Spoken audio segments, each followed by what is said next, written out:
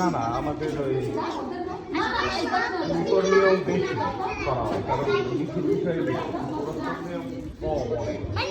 তারপর খ্রিস্টানদের জন্য দরকার আছে, আমি তো নন খ্রিস্টান। ওকে বসি সবাই।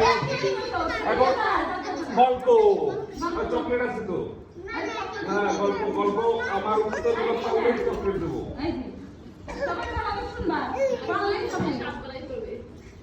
সবাই এদিকে, সবাই এদিকে। এমনি তো আমি তো কথা হইতে রে পাগল বানাই না। সবাই এদিকে, চকলেট দেবো কিন্তু। চকলেট কয়টা আছে? সবাই হবে? সবার হয়েছে। সবাই না, তোমরা আমরা খাবো 2-3 টাকা ভালো লাগে এই চকলেট গুলো। আমি অনেকগুলো খাই, যেমন না কিন্তু না পারলে সব গল্পের উত্তর গুলা খুঁজে নিতে হবে। পারবা তোমরা সবাই। আগে গল্প শোনো। আমি গত মাসে আসছিলাম না বাড়ির জন্মদিনে, তখন বলছিলাম কি যিশু 12 বছরে হারাই গেছিল, মনে আছে? হ্যাঁ, এরপরে গল্প আসে কোনটা? যিশু কি গল্প আসতে পারে? কে বলতে পারবে? চকলেট দেবো। এরপরে কোন গল্পটা আসতে পারে? বড়রা, যিশু 12 বছরে হারাই গেছে, তারপরে কি গল্প আসতে পারে? যিশুর প্রথম আত্মদোকান না?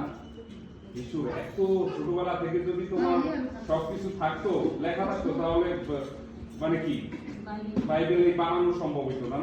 একজনের যেমন আমি, আমার ছোটবেলা থেকে 30 বছর পর্যন্ত এগুলা লেখা সম্ভব এতগুলা?